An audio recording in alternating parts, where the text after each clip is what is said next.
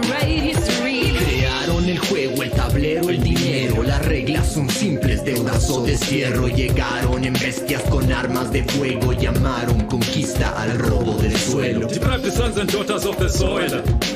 Culture, land, the wealthy, wipe them all. But hustling gringo after gringo embezzle. Now say, flag say, we all ought to pay. Oko baberu, manika howak chinitzo ligro no heshibele kakakakuler. Oko baberi, kinkuchukari, katika mamari, kilon ruka siempre katero. Achule frilo colecta, kentakari, lo colecta, kechela chukakeri, tilo colecta, kuyu. Mamamayang lumalaban, sigaw ay kalayaan. Utang na nagpadugo sa lahi ko't kasaysayan. Taong bayang lumalaban, sigaw ay kalayaan. Panahon ng iwas to, akat sana ito. Deudas eternas que generación tras generación en explotación, saqueo, dominación. Defensoras liberando el territorio, gritando fuerte, devuélvanos el oro. Nabundukan hinalukay, kagupatan, kinalbo, higanteng gamitin na yung bulsa nila'y napaldo. Baha, pagguho, buhay ng tao, papalit kaya wala tayong utang, tayo dapat magbayaran. Basta do patriarcado, onde o corpo território é território violado. Mulheres do sul global, aqui já não se cala. Vamos juntas e rebeldes afirmando nossa fala. Resistência dos povos que gritamos liberdade. Dívidas que sangram nossa terra, nossa paz. Resistência dos povos que gritamos liberdade. É tempo que reparo, isso tem que acabar. Mujeres negras resistimos, ancestros caminando hasta Angola, vos reconstruyendo el tejido en sus manos, generaciones sanando el dolor. Expoliación colonial de la materia prima, tala masiva y el petróleo se nos viene encima. El clima cambia bruscamente, una nube que se avecina. Llueven ya las consecuencias de hacer otra mina. Sobrevivemos ao genocídio, exclusão, militarismo, capitalismo, ao processo de embranquecimento, negação. Só queremos reparação. Resistencia de los pueblos que gritamos libertad, deudas que desangran nuestra tierra, nuestra paz. Resistencia de los pueblos que gritamos libertad, es tiempo que reparen, esto tiene que acabar. Resistance of the people who cry out to liberty. That owed to us is causing our earth and peace to bleed. Resistance of the people who cry out to liberty. It's time for reparations, it is time for this to end.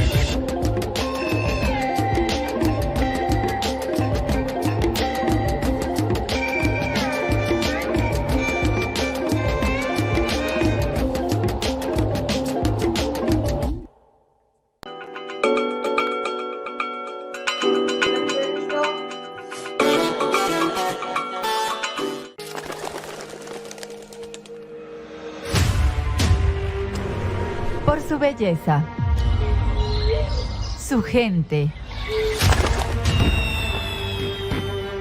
sus tradiciones, su cultura. Cuenca es internacional. Cuenca, calidad de vida. Cuenca, cuna de cultura y creatividad. Cuenca, polo de talento. Cuenca, tesoro natural. Cuenca está lista para el mundo.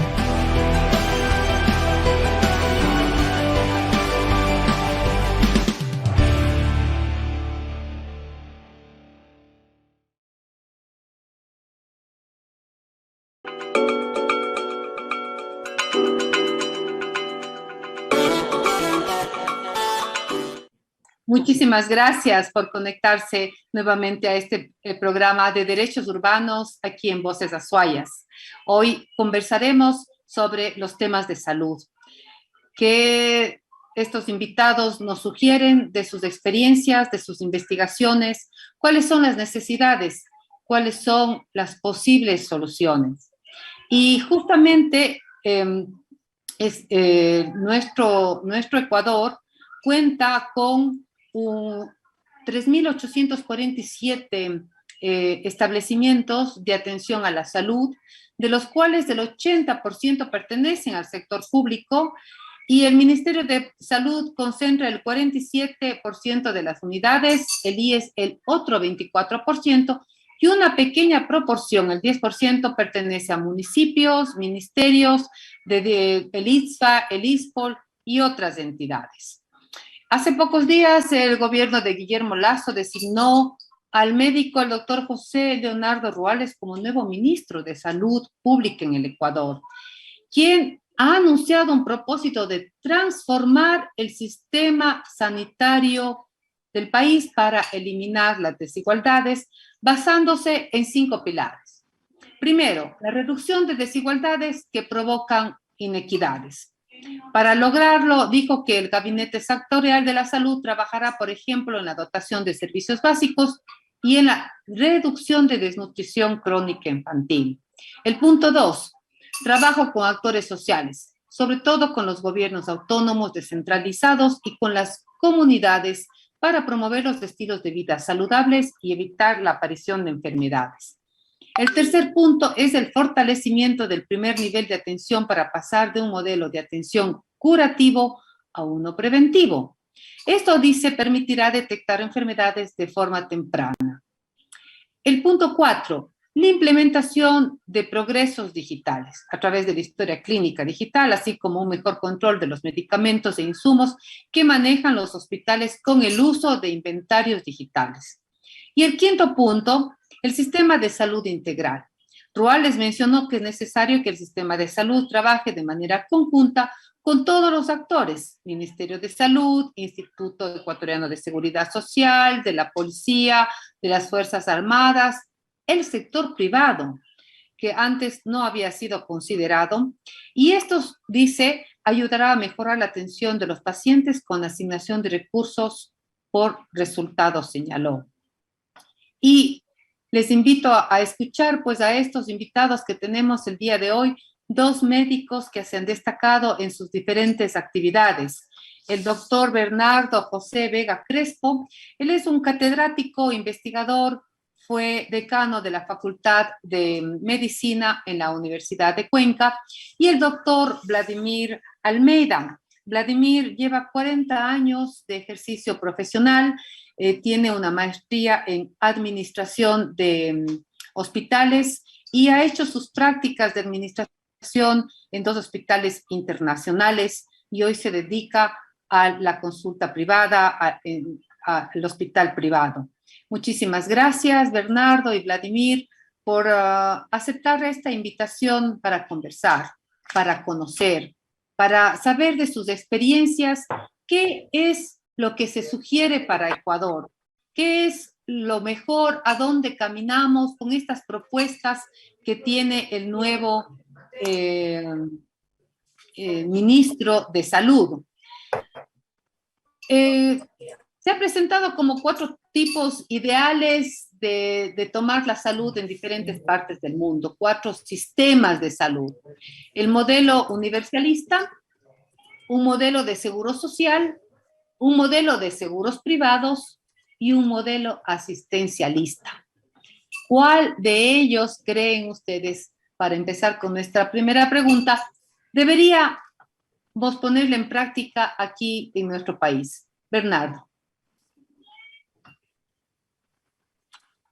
Bueno, muchas gracias, Margarita, por la invitación. Un saludo al distinguido colega. Definitivamente yo pienso que hay que, dentro de un sistema de salud, habría que tener una mirada interna y una mirada externa, ¿no? Cuando hablamos de sistemas de salud, definitivamente estamos hablando de un complejo de actividades y de recursos económicos y inclusive inversión económica y talento humano que están destinados a un espacio adecuado para brindar la atención en salud. Hay varios rankings internacionales y varios, digámoslo así, hasta cierto punto de mediciones de los sistemas de salud. Y por ejemplo, dentro de los que están primeros a nivel mundial, básicamente tenemos países como Dinamarca, como Taiwán, Austria, que tienen un sistema de salud y justamente va midiendo varios elementos para tener en cuenta el sistema de salud. Infraestructura, uno de los elementos fundamentales, es decir, el número de camas hospitalarias, número de médicos por habitante, y no hablamos de un sistema público, no hablamos solamente de un sistema privado, sino simplemente del sistema público que existe en estos países para el acceso universal a la salud.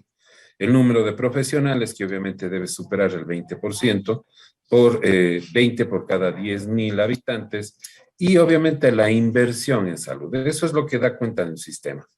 En nuestro país también tenemos otros indicadores de salida de un sistema de salud. Y efectivamente, justo en este tipo de indicadores se habla de la prevención, es decir, no solamente de cuántas muertes podemos evitar, sino indicadores evidentemente de cuánta promoción se puede hacer. Lamentablemente muchas veces los indicadores que estamos evaluando son de resultado y no de proceso. Y dentro de los indicadores de resultado, por ejemplo, están número de muertes por diabetes, número de muertes por hipertensión, y tomando en cuenta que todas estas son enfermedades absolutamente prevenibles. No hablemos de otro tipo de problemas que generan de alguna manera situaciones complejas como la violencia, que afecta también dentro de la salud, embarazos no planificados, embarazos adolescentes, cáncer que puede ser prevenible, por ejemplo, específicamente el cáncer de cuello de útero, y obviamente tenemos indicadores de resultados, ¿no es cierto? Pero el proceso... Disculpa que te vaya interrumpiendo. También, Vladimir, podemos irnos interrumpiendo entre nosotros cuando tenemos alguna inquietud que vale la pena, pues, irla conversando. Dentro de estos 4 sistemas que les había propuesto, ¿este es un modelo universalista, Bernardo? Yo pienso que definitivamente etiquetar un modelo es bastante complejo, ¿no? Una de las cosas que tenemos, yo creo y estoy convencido que la salud es más allá de un bien o una mercancía, es un derecho. Y así está consagrado en la Constitución, y definitivamente los países que han tenido éxito o han demostrado efectividad en sus sistemas de salud utilizan justamente un acceso universal a la salud. Pero evidentemente dentro de un proceso coordinado en su estructura, y sobre todo hablemos de la descentralización.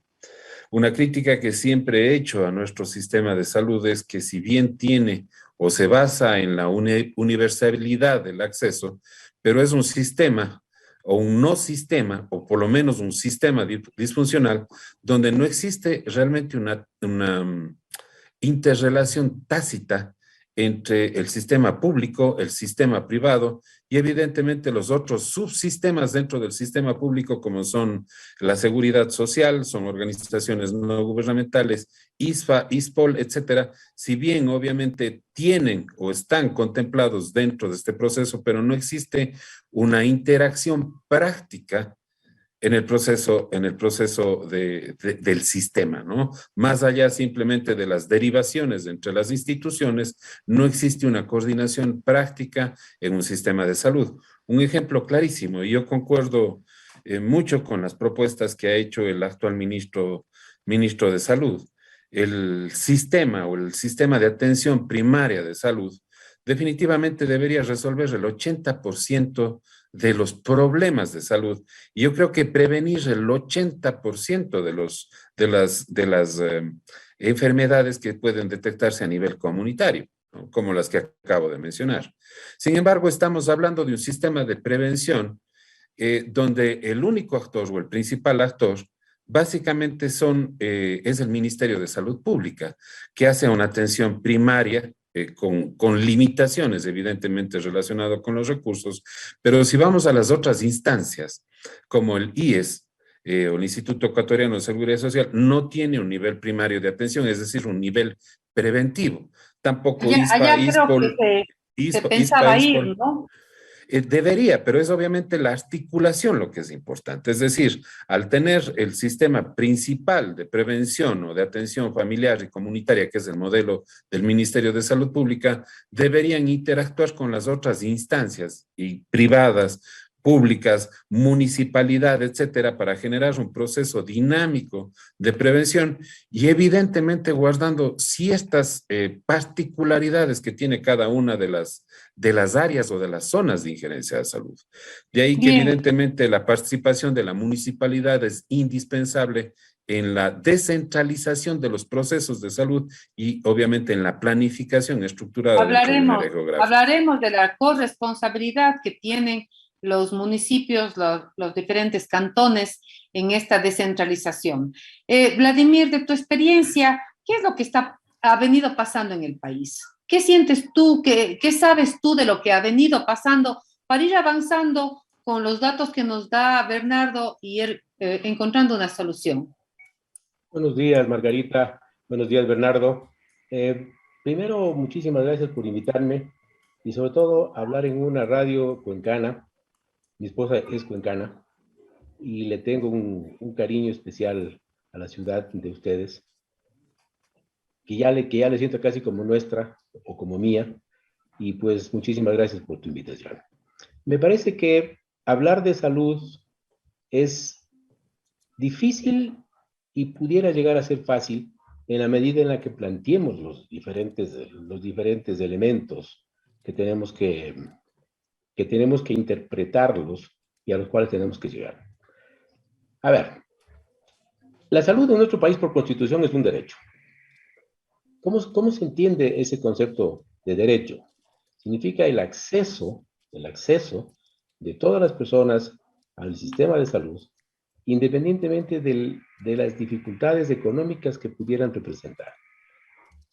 ¿Qué significa eso? Significa eso que el Estado debe garantizar toda la distribución económica para que eso suceda.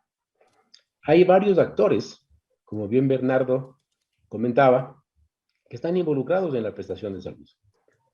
Y hay que hacer una diferenciación en cuanto al trabajo que se hace en salud respecto de lo que es atención primaria, en cuanto a promoción, que es una cosa, y prevención, que es otra, que están muy ligadas, y lo que es la atención curativa, la parte ya en la que se deben tratar las enfermedades, que van desde niveles muy bajos, como el nivel primario de atención, ¿no es cierto? Bernardo tiene muchísima razón en decir que ahí se solucionan el 80% de las enfermedades. Pero también hay un nivel que es importante, que tiene que ser pensado, que tiene que ser bien analizado y que tiene que ser bien financiado, que es la parte curativa. Y la interacción de todo el Sistema Nacional de Salud, en el cual el órgano rector es del Ministerio de Salud Pública. Es el órgano rector, ojo. Pero además, en nuestro país también es proveedor de salud. Tú bien, Margarita, comentabas el porcentaje de centros de salud, de hospitales que tiene el Ministerio de Salud Pública. Luego viene el IES, que por ley en nuestro país también todos los empleadores tenemos la obligación de afiliar a nuestros empleados con un aporte compartido entre los empleados y los empleadores, ¿no es cierto? Luego vienen también otras instituciones como el ISFA, el ISPOL, ciertas ONGs y una red que la misma estructura y digo nos porque yo pertenezco a ella, la red complementaria privada de salud, que ha ido creciendo también importantemente y que se ha ido relacionando en el tema. Entonces, bajo ese principio de entender cómo funciona esto, deberíamos tratar de centrar nuestro programa en qué vamos a hablar ahora y qué vamos a hablar después. Por ejemplo, si vamos a hablar sobre prevención, ¿no es cierto? Sobre fomento, prevención de salud, eso es para hablar considerablemente un tema importante para hacerlo. Si vamos a hablar de salud curativa, también es otro tema para que lo vayamos desenrollando. Y una parte que sí es súper importante y que tiene que ser manejada y que tiene que ser bien tratada es el tema del financiamiento de la salud. Yo creo que ahí es una parte fundamental para que podamos ir encontrando soluciones a lo que nosotros pretendemos. El ministro de Salud es un hombre que tiene experiencia en el tema, ha estado vinculado al Ministerio de Salud durante varios tiempos. Antes de ser nombrado ministro ahora, entiendo que fue viceministro de Gobernanza, tiene experiencia en el campo, ¿no es cierto? Y está tratando de organizar un tema de salud con un discurso que, con el debido respeto que se merece, yo voy a dar mi opinión, es el mismo discurso de siempre. Yo llevo 40 años en esta profesión, Bernardo a lo mejor un poco menos que mí, no sé, pero la salud sigue siendo igual desde que yo me acuerdo. Los hospitales siguen iguales, no se ha inventado nada, no se ha modificado nada, todo sigue igual, todo sigue igual. Yo me acuerdo cuando era estudiante de la Escuela de Medicina, los mismos problemas teníamos, ahora seguimos teniendo los mismos, y no ha cambiado nada, y siempre estamos discutiendo, y vienen nuevos ministros, y vienen nuevas personas, y hablamos lo mismo, pero la salud de la gente sigue igual. Es un derecho y la gente no tiene acceso. Entonces, hablemos de prevención. Ya Bernardo nos comentó hace un momento que la prevención debería ser el 80% dentro del inicio de esta cadena de la salud pública. ¿La prevención desde dónde? La prevención desde los barrios, la prevención desde la corresponsabilidad que tienen los municipios y esa estructura de salud que se va armando desde los cantones. ¿Desde dónde debe darse esta prevención, Bernardo? Bueno, yo comparto muchísimo con lo que dijo el doctor Vladimir, ¿no? Si bien es un discurso que hemos escuchado frecuentemente sobre el modelo de salud, creo que es necesario justamente el momento que existe la apertura del órgano rector, que los distintos sectores den su impronta, porque si no hacemos un cambio a la estructura que hemos venido viéndola desde que hemos sido estudiantes, y comparto con el doctor que poco se ha cambiado dentro de los modelos generales, tal vez ha puesto nombre, pero básicamente siempre ha estado centrado en la atención primaria, pero lo que tiene que cambiar es la ejecución práctica. A ver, pero antes del cambio tenemos que buscar cuáles son los problemas, ¿no? Y uno de los problemas básicos que hemos venido viendo, que quienes pagamos los platos rotos de la crisis dentro del sector público, es invariablemente salud y educación. Quienes afrontamos obviamente los recortes presupuestarios de personal, etcétera, etcétera, somos salud y educación, y esto está en contra de la Constitución. Porque obviamente se debe, más bien dentro de la Constitución del 2008, el presupuesto para estas dos instancias debería incrementarse, pero vemos que en la práctica hay un deterioro y un retroceso en el presupuesto, y esto ha llevado inclusive al despido de profesionales, que ha sido bastante marcado desde el 2019, ¿no? Hemos visto un desfilar y reclamos necesarios que se han dado en este sentido. Es decir, financiamiento, comenzamos por esta primera parte. La segunda parte definitivamente creo que es necesario que se tome en cuenta la base de algunos problemas, ¿no? Y como dice el doctor hace un momento, me recordé también mi periodo de estudiante, que son un poco más de... van a ser 25 años de médico que voy a ajustar este año. Entonces, este tipo de circunstancias nos ha permitido ver que básicamente en los hospitales en los cuales nos formamos siguen teniendo el mismo número de camas hospitalarias muchas de las veces, en tanto que la población que teníamos hace 10, 20, 25 años, evidentemente ha tenido un crecimiento. La población tiene un crecimiento de 1.4% anual, en tanto que el crecimiento de los servicios hospitalarios ha tenido un 4% anual en el sector privado, en tanto que en el sector público un 1% en los últimos 20 años. Es decir, Básicamente lo que se está haciendo es que la población va creciendo, tenemos el mismo número de servicios hospitalarios,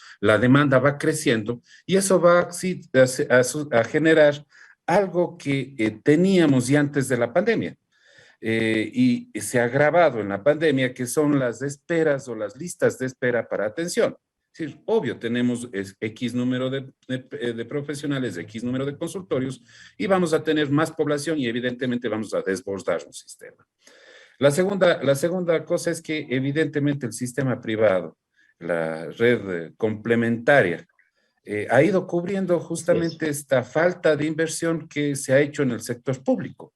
Tanto así que evidentemente existen derivaciones del sector privado, del sector público hacia el sector privado, porque obviamente su capacidad instalada desborda la demanda de salud que tienen en salud la población. Y hablamos de la curativa. Todavía no entramos ni siquiera a lo preventivo, que eso todavía es una tarea que está pendiente, ¿no? Entonces el asunto es por qué tenemos este tipo de sistemas. Y definitivamente es justamente desde la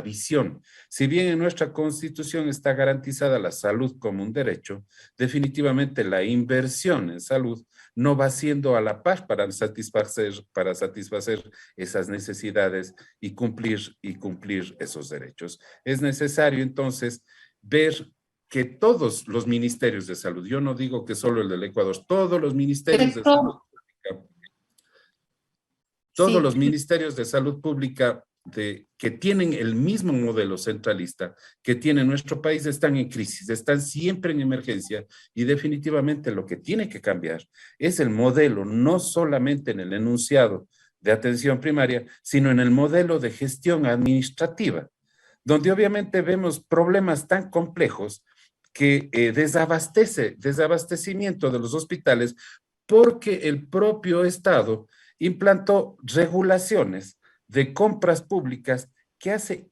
imposible que los hospitales públicos y que los servicios públicos puedan ejecutar sus presupuestos y tengan que buscar alternativas de compra, por ejemplo, con empresas públicas o, por ejemplo, externalizando los servicios.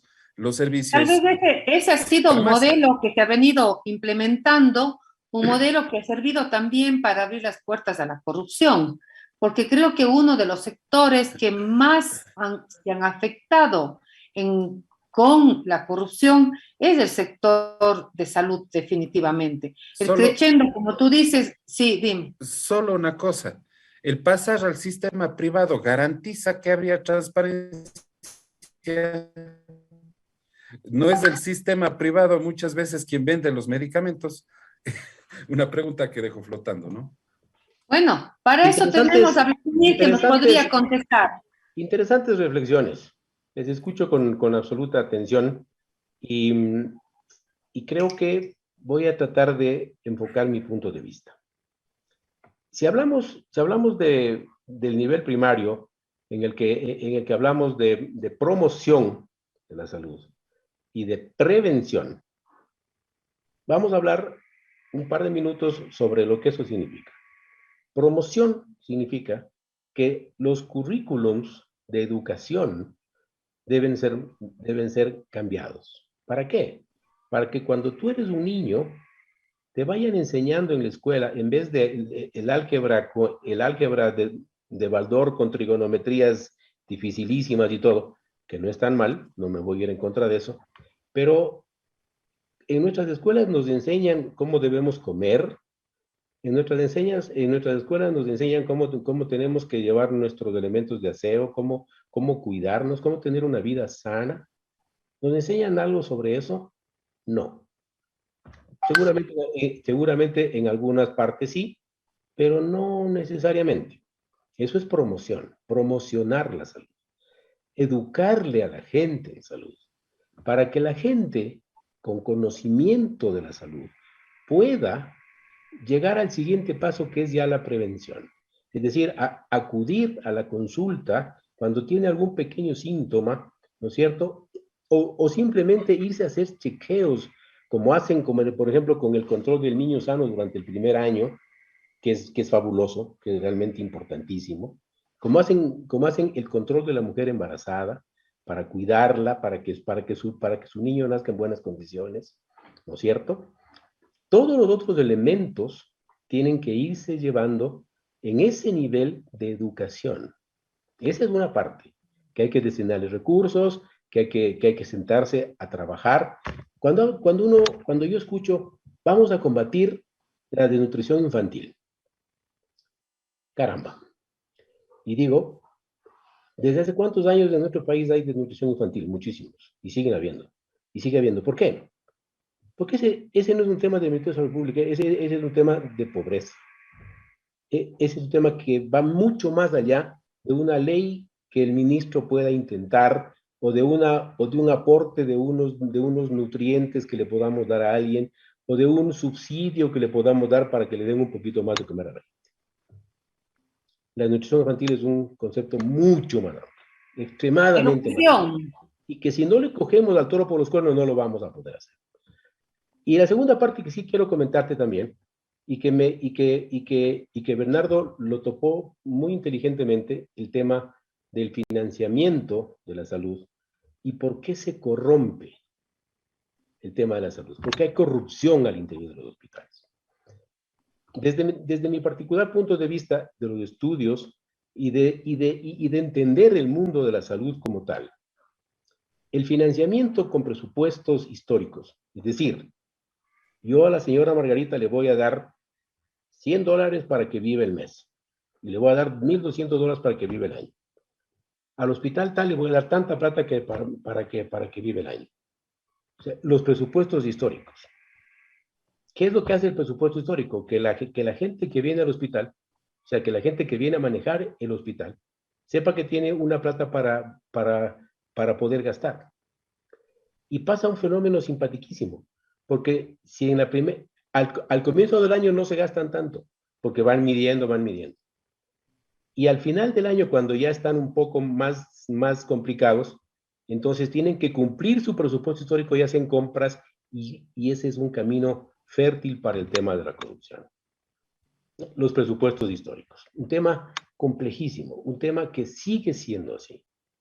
¿Qué pasa, por ejemplo, ahora? Y les voy a comentar lo que nosotros vivimos con la red complementaria de salud. Nosotros somos parte de una asociación que trabaja estoy en la red complementaria, y el Ecuador, con una visión absolutamente lógica, en el año 2012 sacó ya un tarifario para relacionamiento financiero entre las entidades.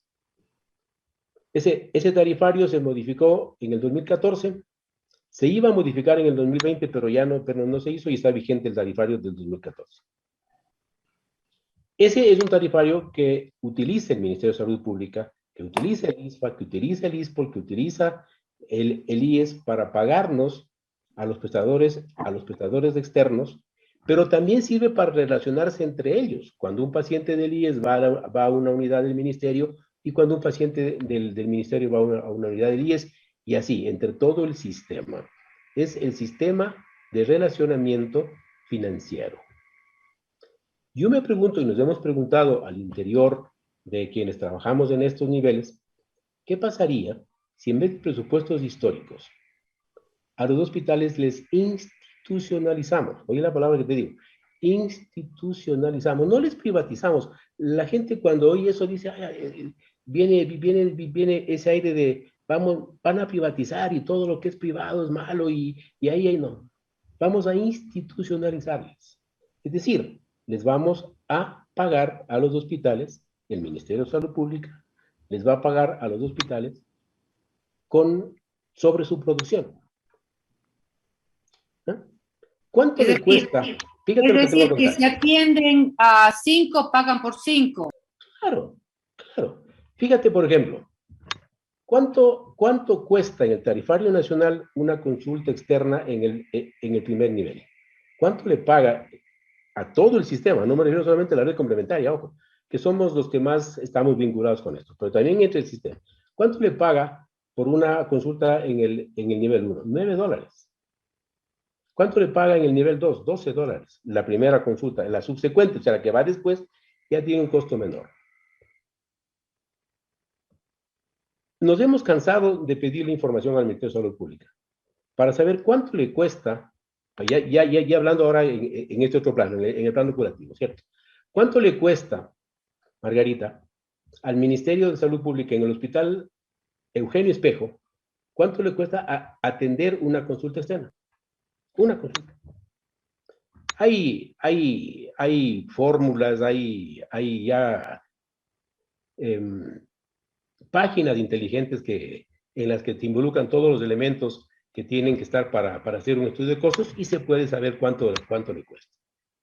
Fíjate, la red en el tema de financiamiento de lo que es ya la hospitalización, vamos a hablar, por ejemplo, de un elemento, un parto normal. Un parto normal en el tarifario nacional tiene un costo de 680 y algo de dólares. Todo incluido inclusive la atención del recién nacido sano. Fíjate, ¿cuánto le cuesta al Hospital Andrade Marín atender un parto? ¿Cuánto le cuesta al Hospital Eugenio Espejo atender un parto? Si nosotros les institucionalizamos a las entidades y les pagamos con el tarifario y no les pagamos con un presupuesto histórico, ¿no será que tienen que hacerse más profesionales? Con una condición más, a la salud se le debe despolitizar. Al ser un derecho, la salud, independientemente del gobierno que venga, derecha, izquierda, centro izquierda, lo que sea, la salud no debe estar inmiscuida en eso. La salud es un derecho. Y el Estado tiene la obligación de dar las directrices para que el financiamiento de la salud sea suficiente. Y relacionar a toda la red con tarifarios nacionales. Para que entonces el hospital tal en La Tacunga, o el hospital tal en Morona, o el hospital tal en cualquier ciudad, sepa qué es lo que va a ganar. Y entonces, al institucionalizar las instituciones curativas, los hospitales básicos, los hospitales generales, los hospitales de alta complejidad, entonces las cosas van a ser mejores. Porque ahí habría digamos, una ganancia inclusive, ¿no? Por eso, fíjate, y te voy a hablar desde la parte privada, ¿no? Nosotros con esos precios que el IES nos paga, pues el ISFA, el ISPO, el Ministerio de Salud Pública, hemos sobrevivido muy bien. Y tenemos nuestras unidades creciendo. ¿Por qué no puede Mientras tanto, los hospitales públicos van decreciendo. Falta personal, falta camillas, falta medicamentos. Margarita, porque no hay gestión de gente experta en administrar salud. Porque están politizados. Porque viene un nuevo ministro y entonces cambian un director y cambian a un servidor tal. No hay carrera sanitaria. Tiene que haber políticas públicas claras de tal suerte que venga un gobierno, quien venga, la política esté clara y bien direccionada. Bernardo, tenemos una propuesta diferente desde el ámbito... Déjame terminar con un concepto más. Y además, implementar, o sea, y llevarle, pero en buena forma, a la carrera de salud. A la carrera de salud.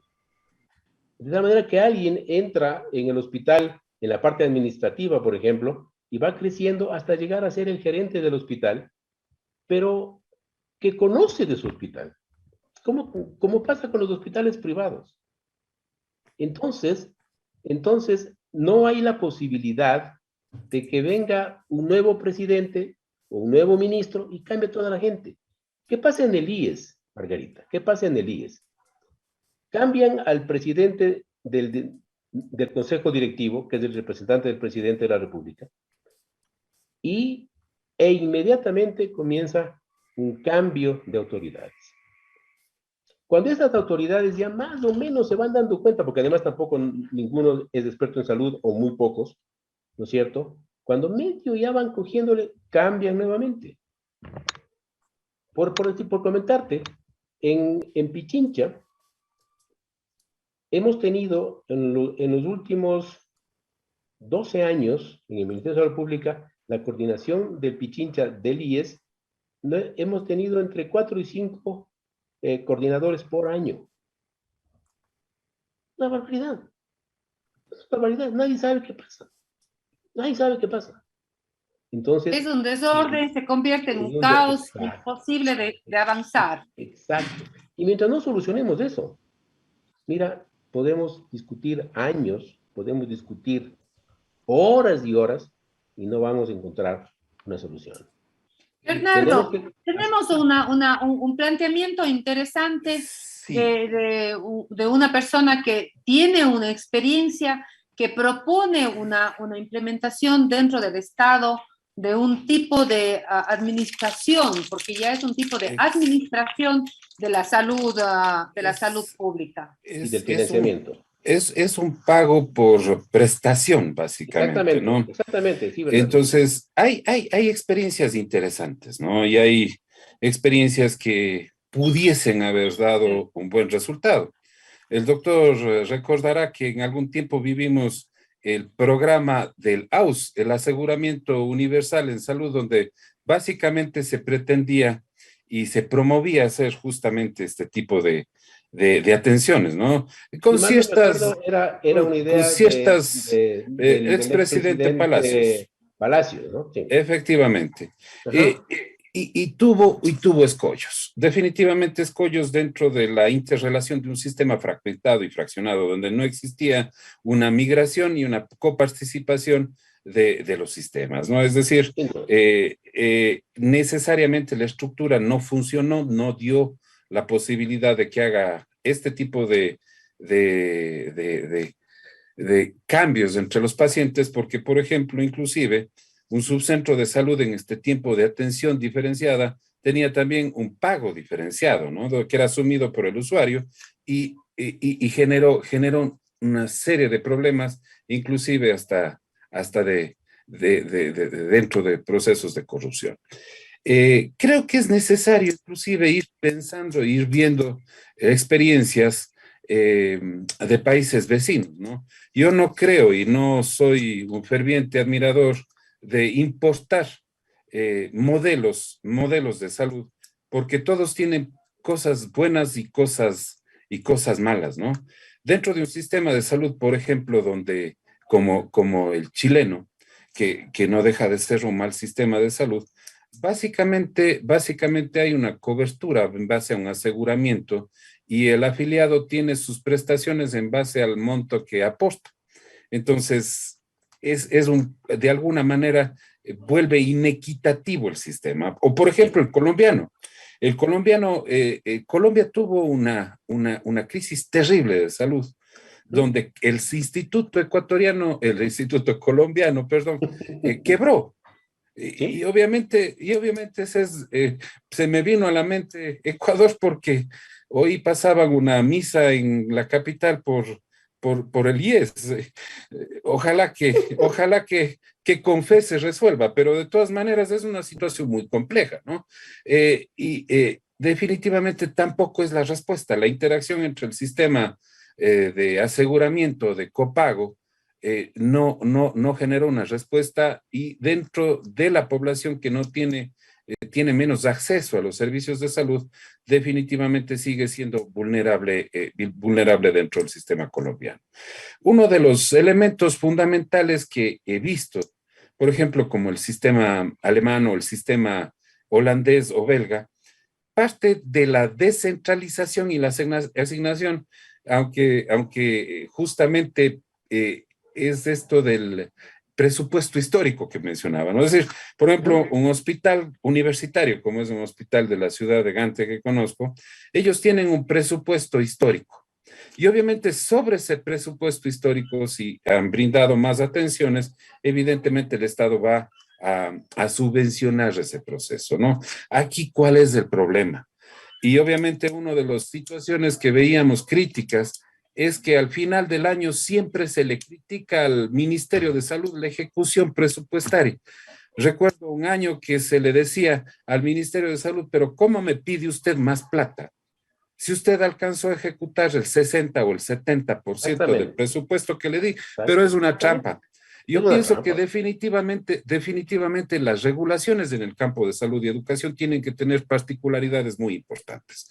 ¿Cómo ejecuta usted el presupuesto con estos procesos de compras públicas alargados, sujetos obviamente a fiscalización y a contraloría, etcétera, que no tienen que ser los mismos, definitivamente deben existir particularidades? Si a usted le llega el presupuesto para la salud en noviembre y puede gastarlo hasta diciembre, es decir, un buen porcentaje del presupuesto los llega a los hospitales inicio de año, mitad de año, final del año, pero si le llega en noviembre, diciembre, es prácticamente como un proceso de compra pública que dura más de un mes, que usted puede ejecutar el presupuesto en un corto tiempo si en diciembre ya no puede hacerlo.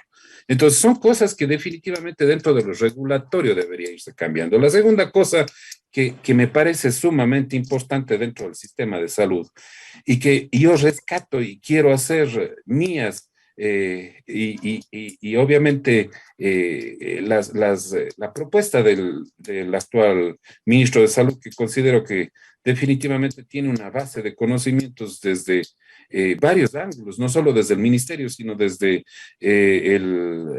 la coordinación de salud del Distrito Metropolitano de Quito.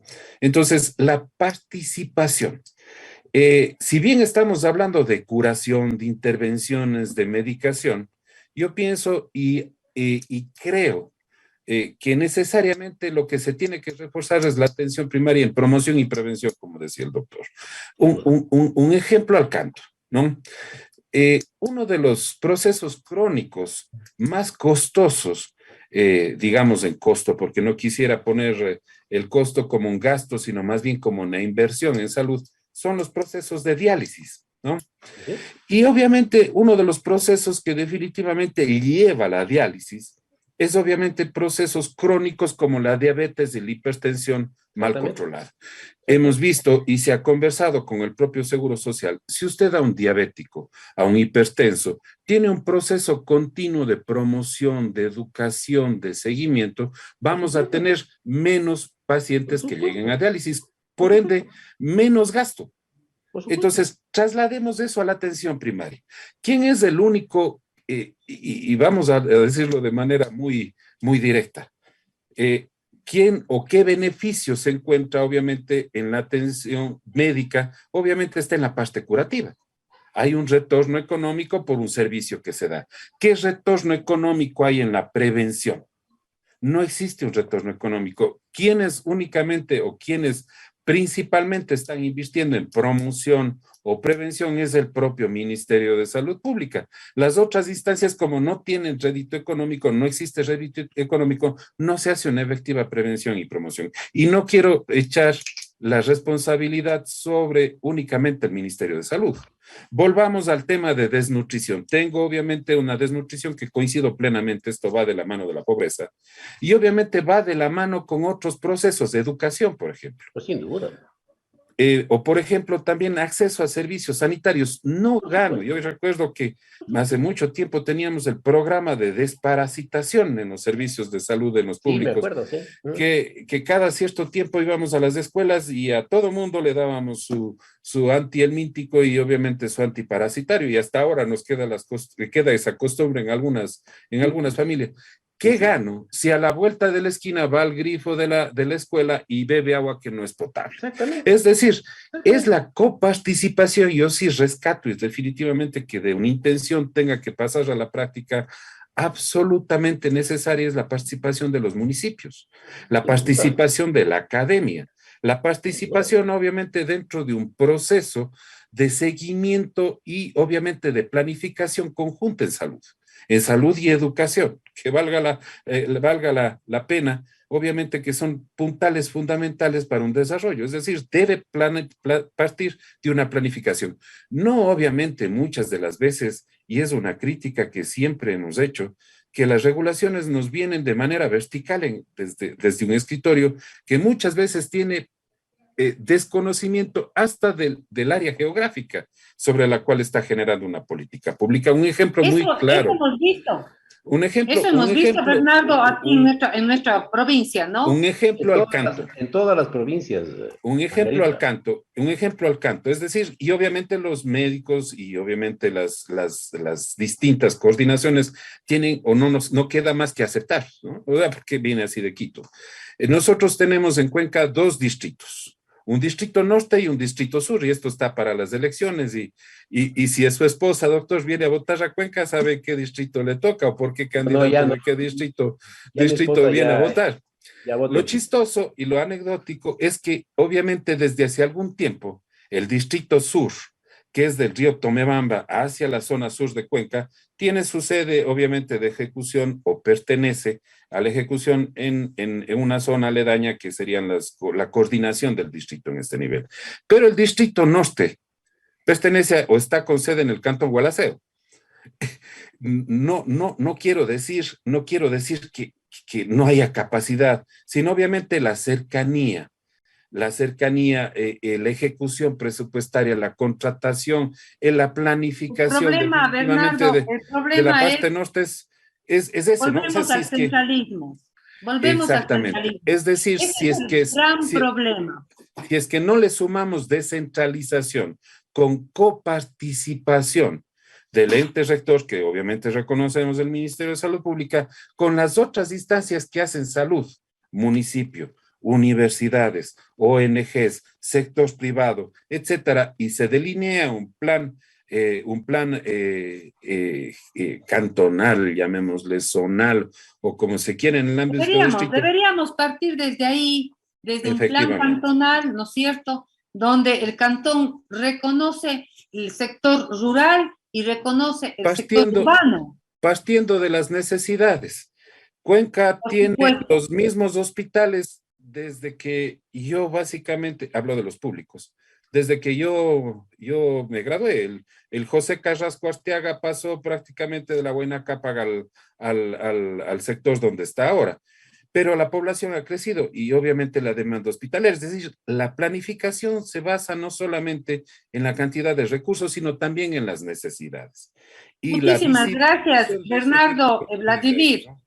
Creo que los aportes de ustedes han sido fabulosos, la presencia de Vladimir con esa experiencia de lo privado y lo estatal, es un planteamiento interesante que deja en vilo la administración o la falta de administración con ética y con profesionalismo dentro de las instituciones públicas.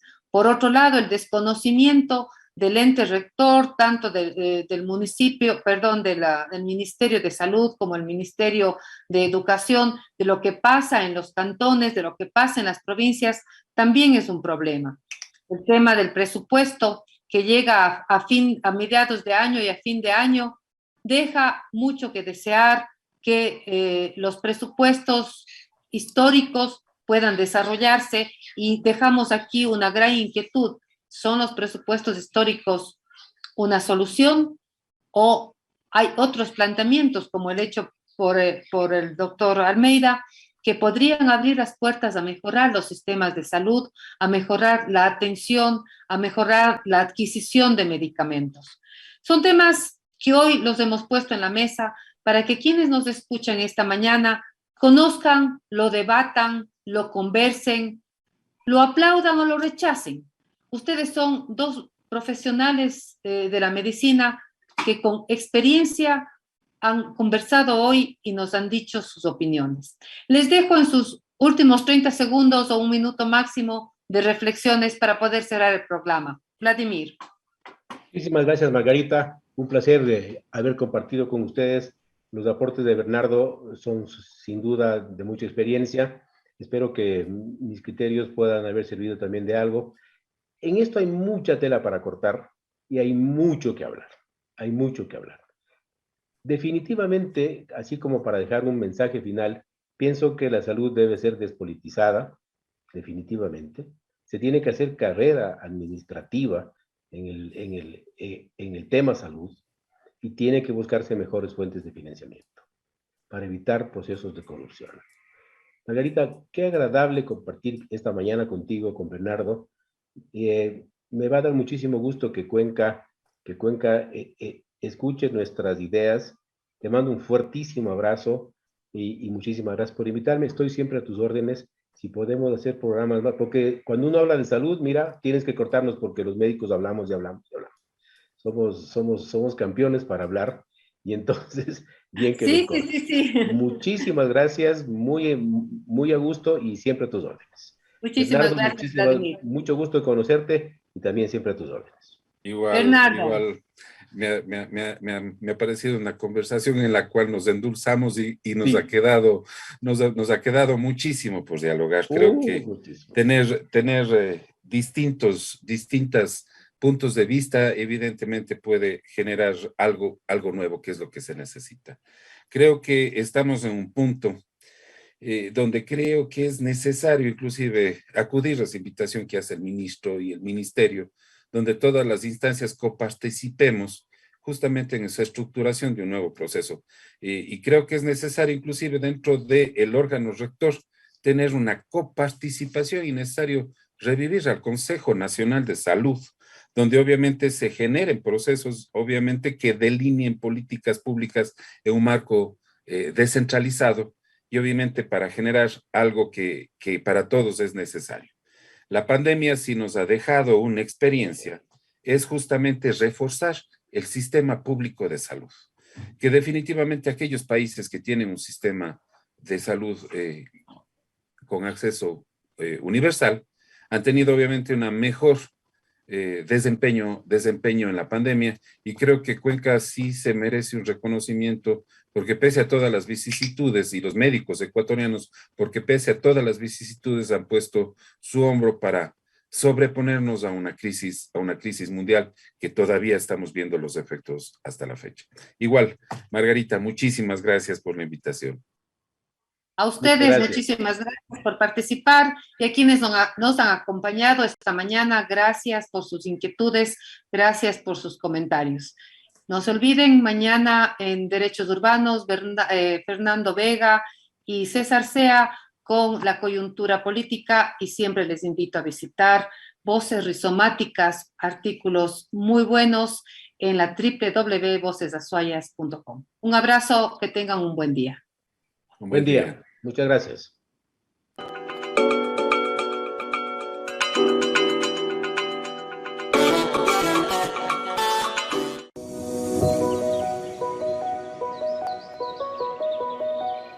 El Jardín Botánico es un espacio, está destinado especialmente a la parte de educación ambiental. Nuestro propósito es el capacitar a la gente, el que la gente entienda y se apropie de ciertas plantas y que conozca el lugar para que pueda entender cómo conservarlas. El Jardín Botánico fue concebido con las 3 ideas principales en el tema de conservación, de investigación y de educación ambiental. Estamos trabajando en el marco de estas 3 ítems, el manejo del Jardín Botánico en sí. El Jardín Botánico fue inaugurado en febrero del 2021, tiene un poco más de un año ya en funcionamiento. En este espacio nosotros hacemos un llamado a la ciudadanía a conocer sobre la flora y fauna también de relación de estos 8 ecosistemas que representan la muestra del Jardín Botánico. Porque hay bastantes plantas y todo eso. Me encantó los ríos que mostraban aquí. Y ya es bueno de saber que tiene en la ciudad de Cuenca también para los niños, para también regresar con la familia o los amigos. Y es importante porque son cosas que estudiamos en la clase también, la naturaleza, cuidar de las plantas y todo. Era necesario ya la apertura de este espacio para que la gente incluso entienda que el Jardín Botánico no se hace de una noche a la mañana. Incluso es importante conocer de cómo iniciaron desde tan pequeñitas hasta lo que tenemos ahora ya, que estamos ya renovando, y la gente entienda esos cambios que se van dando. Es totalmente positivo. Me gustó mucho porque a mí me encanta la naturaleza.